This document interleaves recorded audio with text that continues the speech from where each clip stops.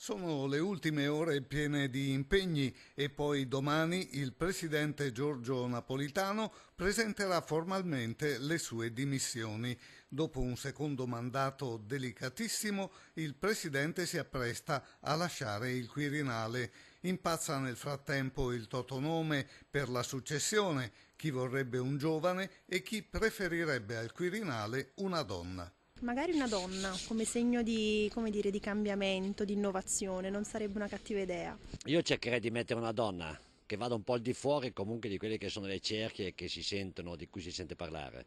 Non trovo nessuna persona che possa assumere quell'incarico lì, perché persone valide non ce ne sono in Italia adesso.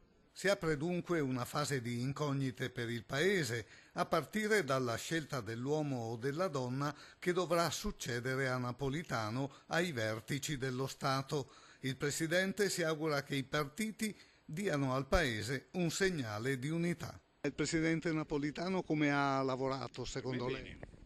Bene. Sì, per me bene. Io vorrei al posto di Napolitano Martino. Senatore onorevole Martino. A me non mi interessa più perché l'Italia l'hanno già mangiata. Metterei la Bonino. Qualche altro nome? Proprio in questo momento non ho i miei statuti. Ecco. Oggi il saluto ai corazzieri e ai dipendenti del palazzo, gli ultimi passi prima del congedo, ma sulla sua successione non tutti hanno le idee chiare. Molti cittadini sembrano esitanti e confusi. Ma non saprei proprio chi metterei. Non hai in testa neanche un nome? Ci penso sempre e penso che il meno peggio sarebbe ancora Prodi. Non lo so, sinceramente sono tutto uguale.